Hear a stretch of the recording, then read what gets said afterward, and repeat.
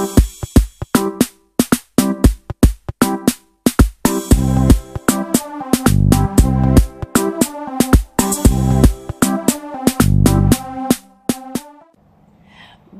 guys to another edition of Scrapbooking in Belize. My name is Dawn and today we'll be looking at another review because like I say, first up I want to do some reviews of my products that I use and then we'll go into tutorials because you first have to review the product to see how they work.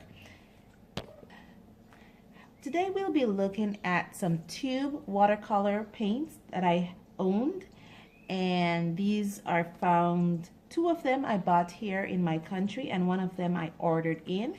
So today we'll be looking at the Casber watercolor paint. We'll also be looking at the Marie's watercolor paint. I also bought this here in Belize. And we'll be looking at the Winsor Newton watercolor paint that I had to order in. And I will be leaving links or names of where I got these watercolors in the description below, so please make sure you check those.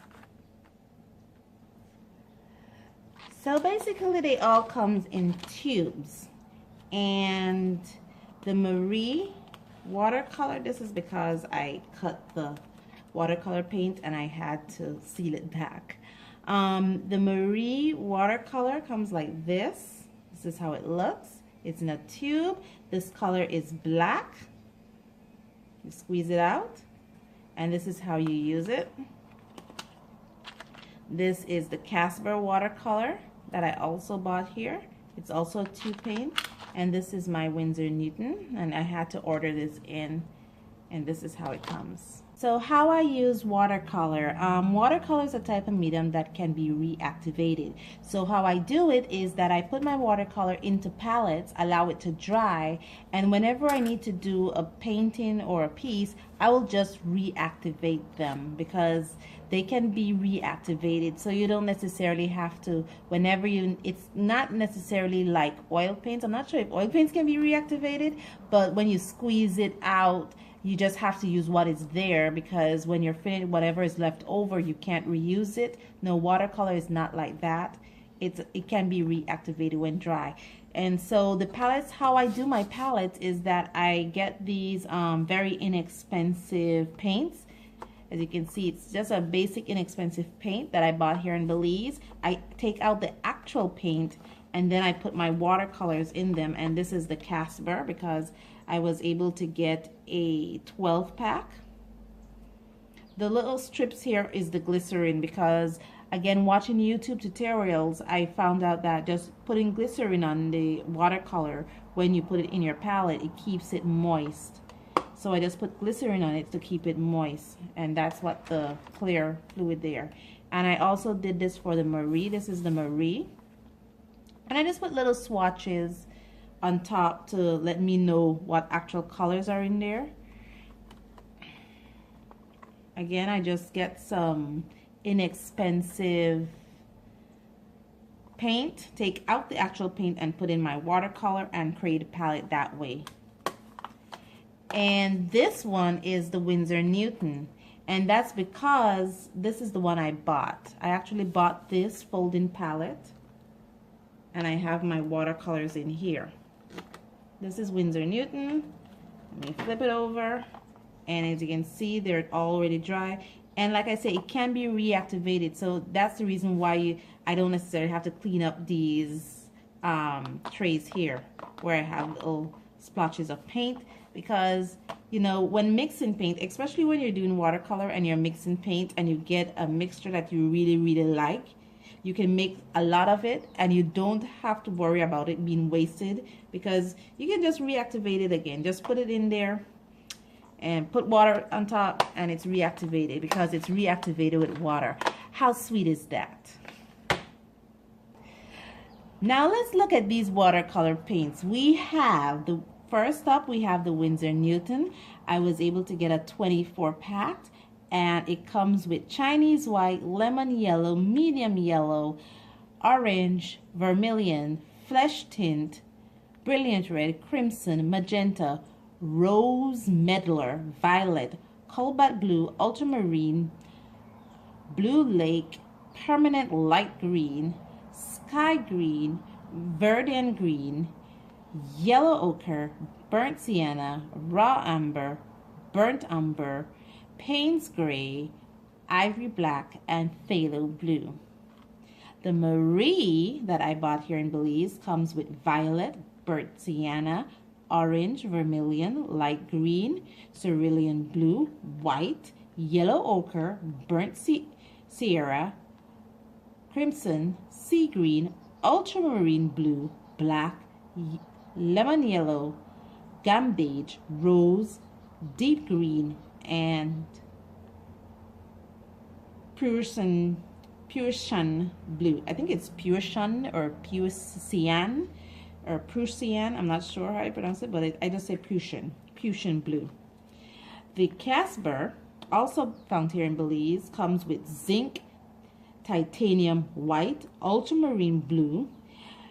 And this is where I get a little confused with this, because it has this color, but when you look at the color box, when you look at the color indicator, it is not this color that is there. So I'm not sure what this is. It almost looks like a raw amber, but I'm not sure what this color is. It comes with vermilion, it comes with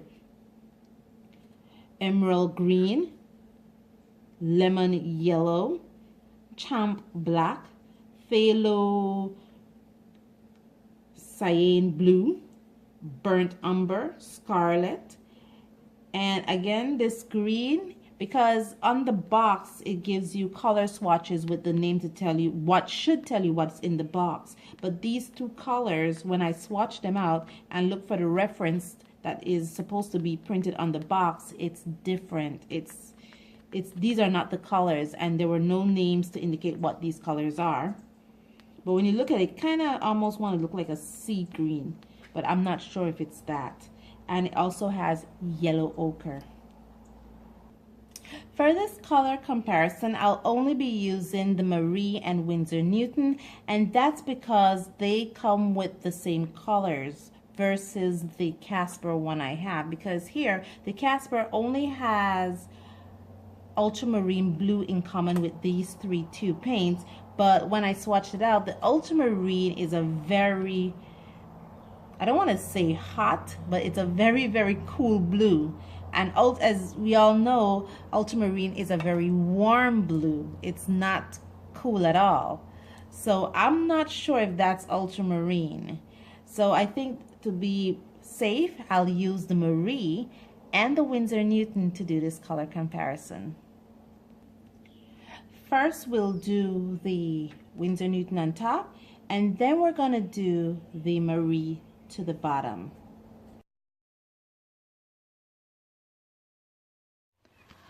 What I like about the Winsor Newton is that the colors are very vibrant. They're very smooth and vibrant. You'll see me swatching out some of the raw umber that I'm using. I'm taking some from where I had some hardened, and I'm just using water to reactivate it and applying it. You can see the raw umber comes down very, very smoothly. I don't have much trouble pulling out colors at all.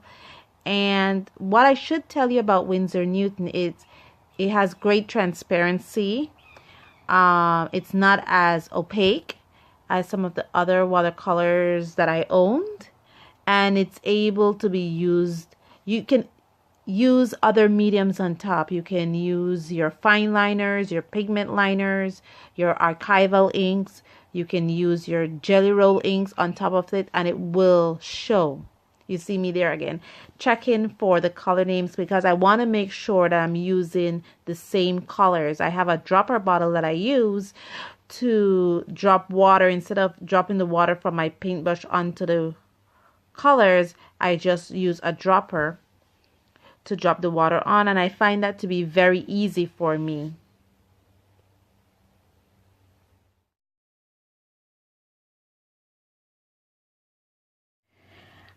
I must apologize for my background.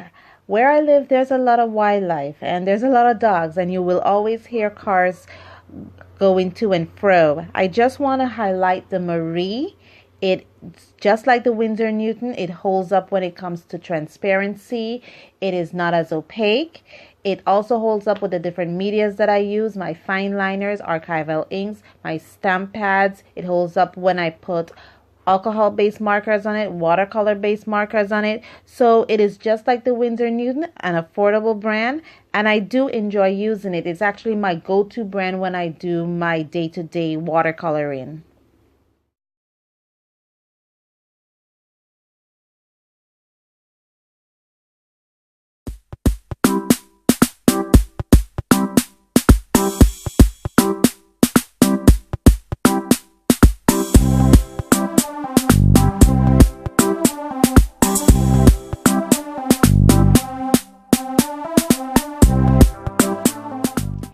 And that's it. Join me next time for another edition of Scrapbooking in Belize. Bye.